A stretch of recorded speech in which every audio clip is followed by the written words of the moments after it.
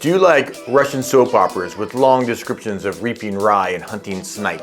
If so, then you should read Anna Karenina by Leo Tolstoy. And one question before we get to the review, did I enjoy this read? And the answer is yes. Yes, I did.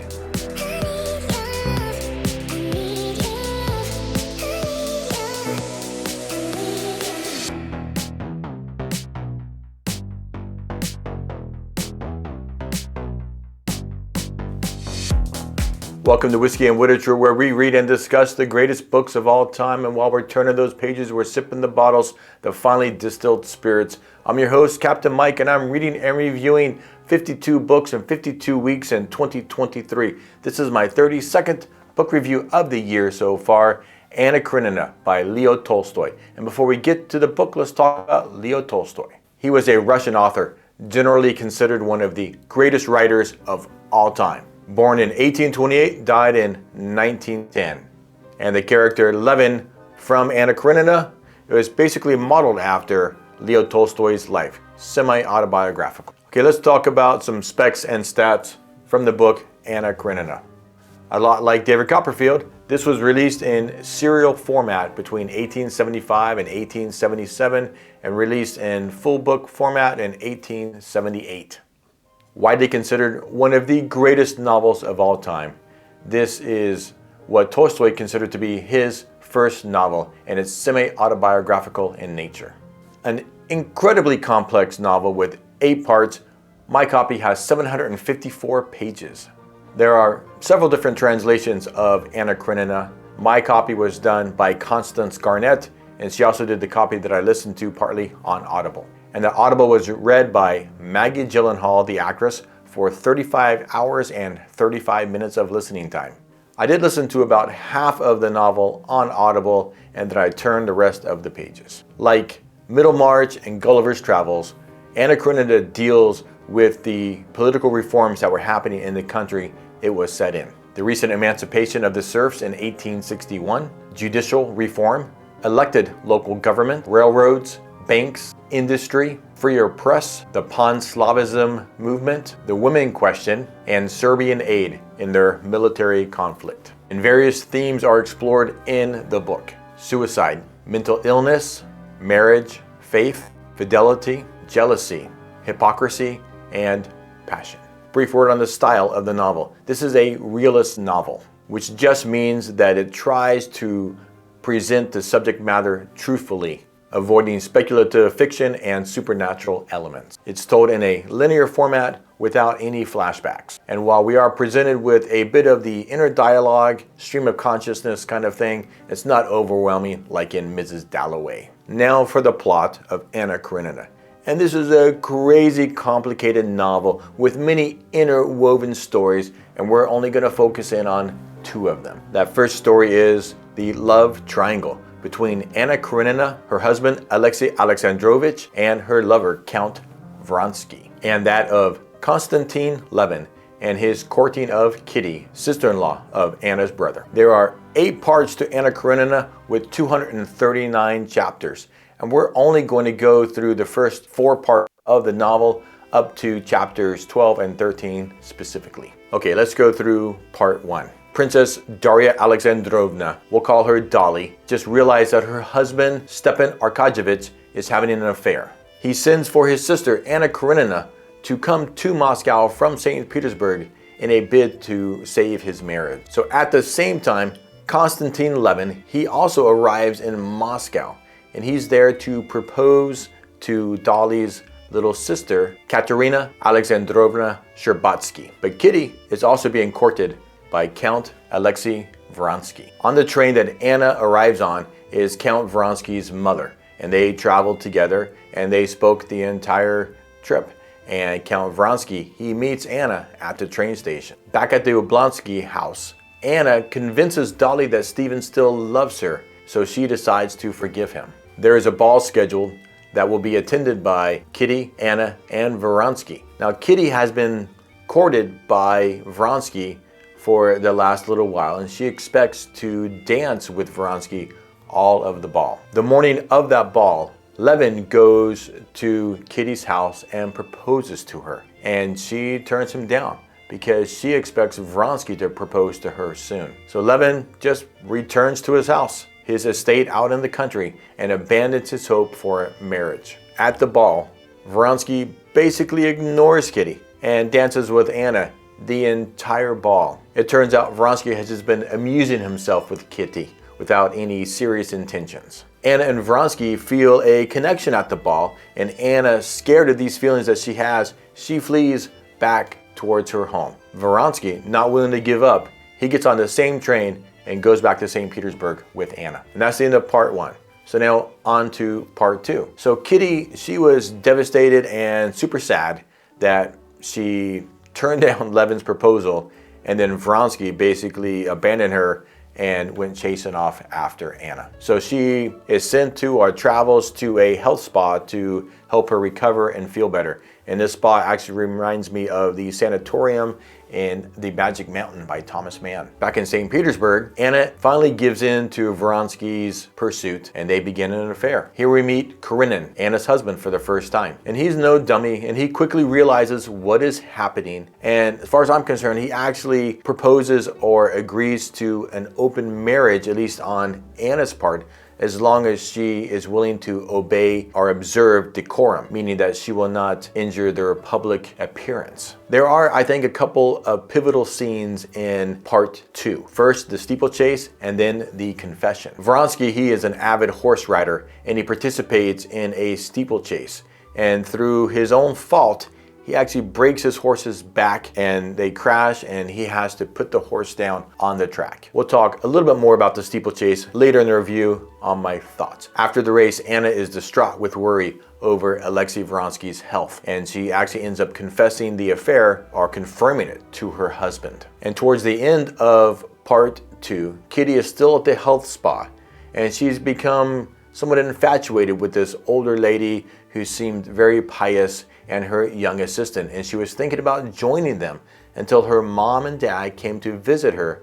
And her dad, who had known this older lady from long ago, basically shattered her illusion of the piety, and she basically woke up from this infatuation and returned with them back to her home. So part 3, that begins with Levin. He's back at his country estate, and he's dedicating himself to improving himself. He struggles to figure out how to integrate the newly passed reforms into his life and his property. He spends a lot of time with the local peasants, the ex-serfs that he has on his property, and he grows to be fond of them and loves their free care or carefree lifestyle. And he actually contemplates marrying a peasant woman and adopting their lifestyle until he has a chance sighting of Kitty, and that reignites his love and his passion for her. Anna's husband refuses to grant her a divorce and threatens to keep her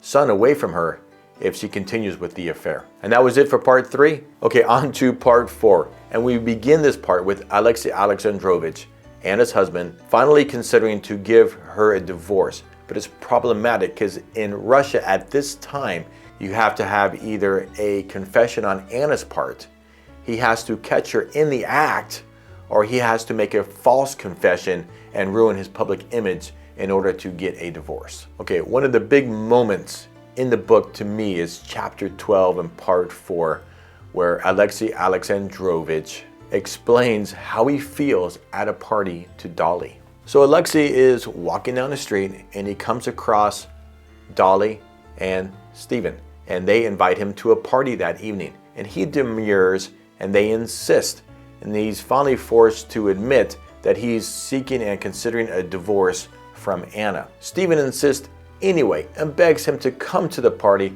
and talk with his wife, Dolly. So at the party that evening, Alexei Alexandrovich talks to Dolly, and she expresses her love for Anna and disbelief that she has been unfaithful. She explains how Anna came to her in her time of need, talking her out of leaving Stephen saved her and her marriage and how well they are doing at this time. Alexei Alexandrovich is forced to tell Dolly that he has confirmation of the infidelity and there is no reconciliation.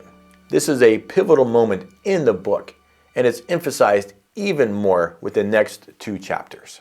Because After this moment in chapter 12 and in chapter 13, Levin and Kitty express their love towards each other. So at the same party that Dolly and Alexei Alexandrovich have their talk, Kitty and Levin play a cat and mouse game where they end up expressing their love towards each other and make a date for the following day to go public with their engagement. That entire night, Levin, he's unable to sleep with the excitement that he feels. He arrives at the Sherbatsky household the next morning, and he's in ecstasy as they spend the entire day together as friends and family come to the house to congratulate them on their engagement. I so thoroughly enjoy chapters 12 and 13. I listened to them back to back, and I was listening to it on Audible, and I listened to it 3 or 4 times just in a row, boom, boom, boom, before I continued on with the rest of the novel. And that's all of the plot of Anna Karenina I'm going to talk about.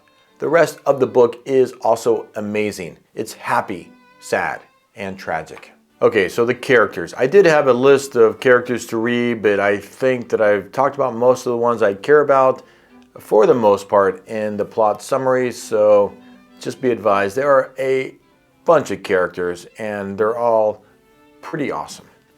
My thoughts. First of all, this book was fantastic. It's not for everyone. Certainly not for beginner or novice readers. It is long and complex with multiple storylines and characters. It's full of beautiful scenery with intimate details of Russian life. I read the book and I wanted to ride the steeplechase. I wanted to wield the scythe. I wanted to reap the rye and shoot the snipe. Tolstoy is nothing if not a master storyteller, and I'm even more excited now to read later this year War and Peace. The foreshadowing and allusions are great, from the ill omen portended by the death at the train station in part 1, to the irony of Anna coming and saving Dolly and Steva's marriage, but Dolly and Steva unable to save Anna's marriage. While I was angered at Anna's throwing away her marriage, I understood her inner conflict. Tolstoy, he has a way of expressing this inner emotional conflict that is just unreal. And I do think that Anna's initial refusal of Vronsky's pursuit is more of a coquettish no than a firm no. Okay, so let's go back to the steeplechase. This is one of these scenes in the novel that I thought were just amazing, because this horse race, Vronsky's relationship with his horse, I think mirrored his relationship with Anna. I love Tolstoy's ability to convey thoughts and emotions in different scenes, and this is a great example. Vronsky's love for his horse, and they communicate almost telepathically. Her, the horse, her devotion to Vronsky all the way to her destruction is in similitude to Anna's fate. And let's go back to part 4, chapters 12 and 13, where Alexei Alexandrovich explains how he feels to Dolly. And that sounds pretty benign, but it isn't. Alexei Alexandrovich is very formal and private, and he keeps tight rein on his emotions. And finally, we can feel his frustration, his anger, his embarrassment, and his determination as he, in his shrill voice, finally lets loose to Dolly how he feels when she backs him into a corner. And then we immediately roll from that into the scenes where Kitty and Levin express their love for each other. What a masterclass in contrast. And it's doubly so because the chapters are sequential. We as the readers go from Alexei's primal rage to Levin's unbounded gaiety in his anticipation for the next day's engagement. All the rest of the day and his sleepless night, and the next morning as the carriage driver takes him to the Sherbatsky household, Levin sees everything in the best light possible through rose-colored glasses. I was both laughing and crying with happiness in this chapter. So from there, the second half of the book moves more slowly, like the pieces are already kind of in play. And in this second half of the book, it takes more deliberation to move each piece along. One of my favorite scenes in the second half of the book, and this is inconsequential to this story, but I love this scene. Levin's out hunting and with his dog Aluska, And we actually, as Levin is telling the dog which way to go and what to do, we actually peer into the dog's mind, what she is thinking as Levin is telling her where to go and what to do while they are hunting for snipe. And towards the end of the book, Anna's descent into, I'm going to call it almost madness, is tragic in the extreme. So I read Jane Eyre earlier this year, and I loved that book. I was hoping Anna Karenina would be like a Russian Jane Eyre, but it wasn't. Wasn't nearly as happy. And as much as I enjoyed Jane Eyre, I will admit that Anna Karenina is a superior book in almost every way. What a fantastic read. So I say to you, if you dare pick up Anna Karenina, do it. Or listen to it on Audible. Okay guys, on to the star rating, and I judge all my books on 5 criteria, 6 if I listen to it on Audible, and I did listen to a portion of Anna Karenina on Audible as well. And so here we go. Number 1, initial response. How did I feel as soon as I finished the book? And I gave it a 5. It was fantastic. Recommendation. How likely am I to recommend this book? 4. It's not for everybody, but I recommend this book. Everyone should read it. Style. Did I enjoy the writing style? You know, I gave it a 4. Occasionally it's a bit wordy, but that's part of what makes Anna Karenina great. 4, plot and structure. How engaged was I in this story? Are you kidding me? I loved this story. 5, characters. Were they relatable, believable, engaging? Yeah, they were almost alive and jumping off the pages. They were so believable. 6, Audible. For the books I listened to, how was the production on Audible? And Maggie Gyllenhaal, she's an actress, she did the reading, and she did a pretty good. I'm gonna give her a 4. Okay, so that's 27 points, and 27 divided by 6 is 4. So 4.5 stars for Anna Karenina by Leo Tolstoy. Of my 32 books this far, this is my highest star rating that I have given any book, and deservedly so. Okay guys, thanks for sticking with me.